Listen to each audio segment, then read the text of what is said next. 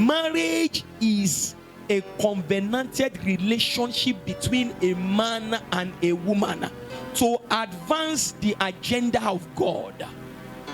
So understand for the ladies, when you are looking for a man is a male that is a spiritual head. In Ephesians chapter number 5 verse 22 to 24. But let me pick out the 23 out of it. God was talking about the wife and the husband.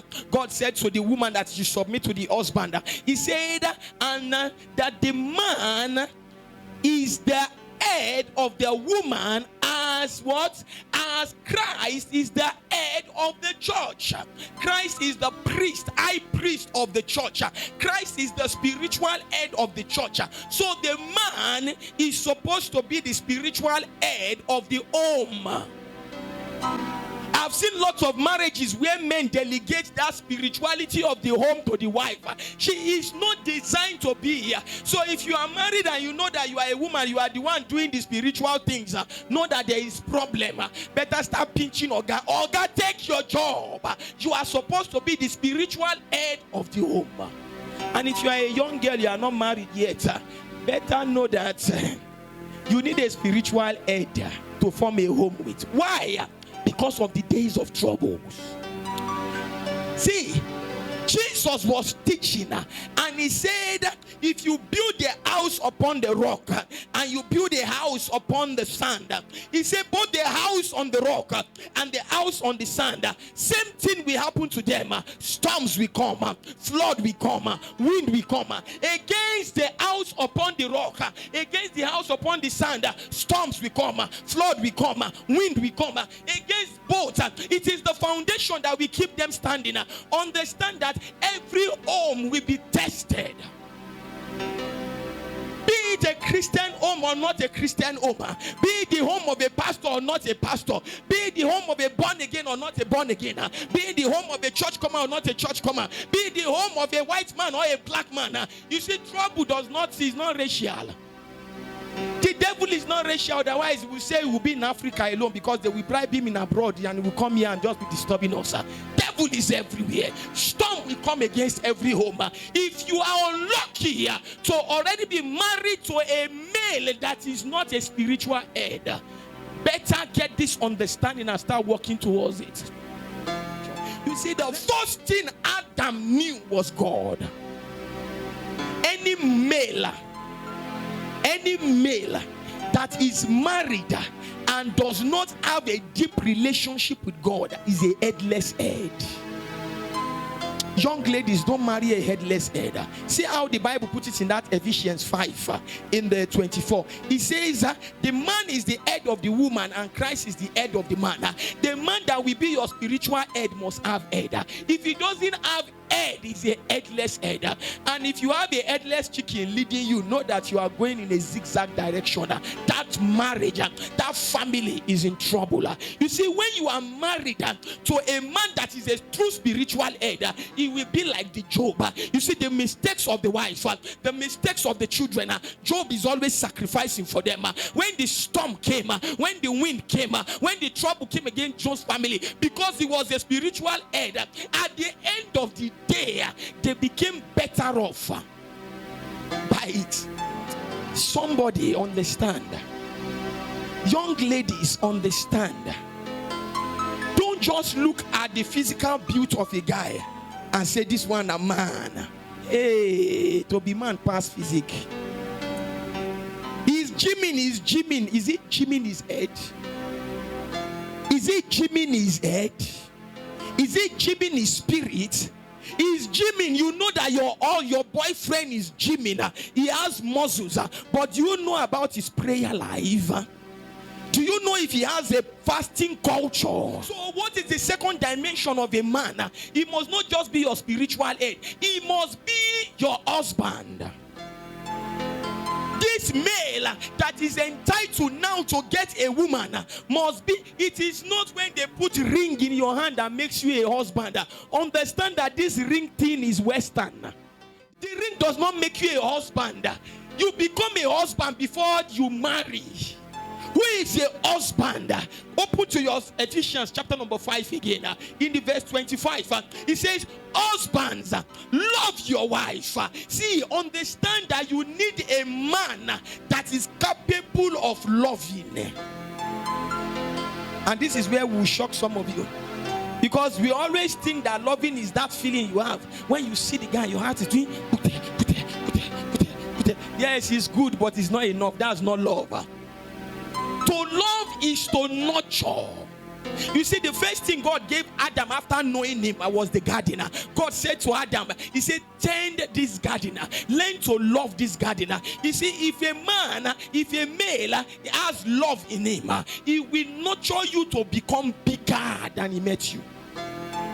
You must understand that the wife is a seed, is not a fruit. Is a seed, is not an orange that you will suck and throw away. She's not a baby factory that you just use. You marry her and she has given better. Her shape is now bent. So you say, this one no fit the outing again. Let me get another one to continue the factory. No, she's a seed, not a fruit. You nurture her to grow into a tree that different fruits will now come out of her. So you must have the capability to nurture her into bigger things. Being a husband is also someone that sacrifices to make you better. It does not just make you bigger. You see, a husband is someone that nurtures you to make you bigger, and he also sacrifices to make you better than where you are. Chapter number 18, verse 22. He that findeth, is not he that findeth a babe, is not he that founded a lady, is not he that founded a damsel, is not he that founded a female, a wife. Always understand that if you have already become a man, what you should look for is not a female, is not a girl, is a wife. You see, the world is not lacking females. In fact, the most popular species on earth are females, and the rarest species on earth are wives. Wives are very scarce. Females are plentiful. Go on your street, you will see females. Go to church, you see females.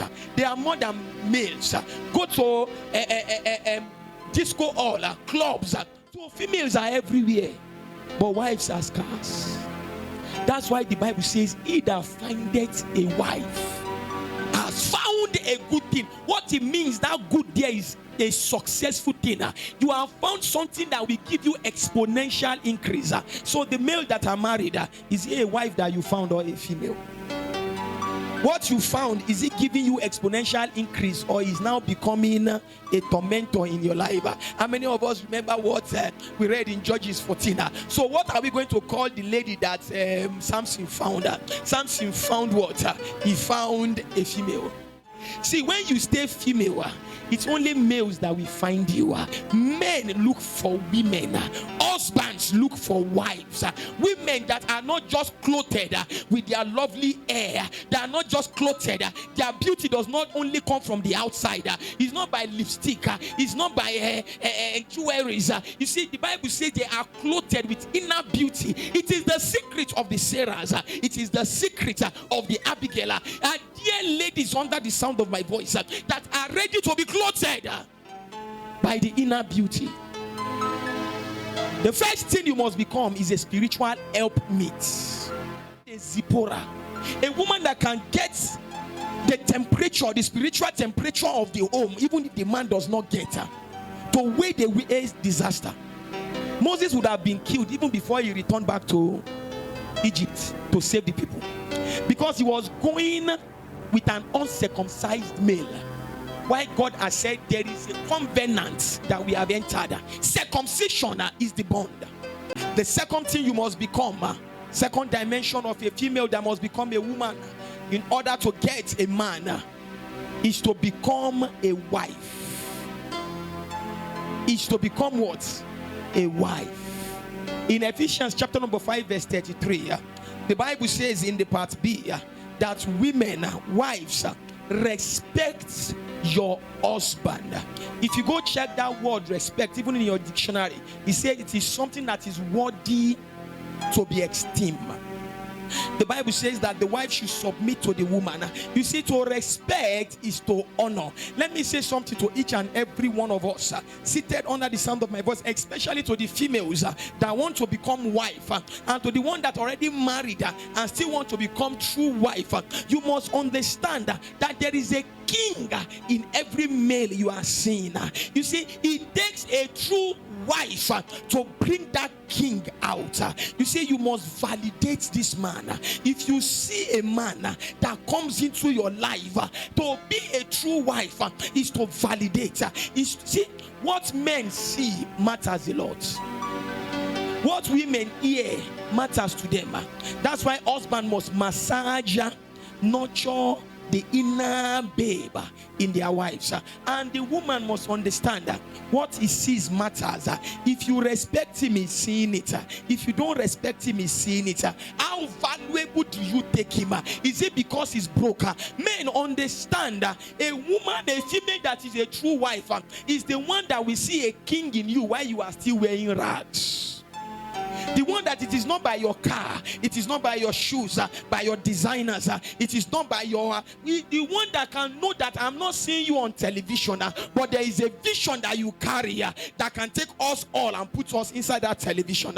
You see, you must understand, male, that all this thing I'm telling you is the reason we are having lots of divorces, because lots of males are getting married to a lot of females, and they are calling themselves a man and woman, and they don't know that they are still immature in spiritual and marriage things, and they are destroying themselves.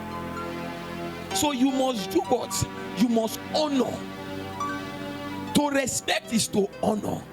To respect, number two, is to obey. You see, there cannot be two captains on a ship. The wife's job is to advise the husband. If he doesn't take the advice, you take it to his head. That's why they say you should not marry a headless head. The head might have representative in his life, that is mentor that you can talk to, but you must obey your husband. Those are not, it does not bring the solution. You must obey him. But that's why you must first look for a man that you can submit to.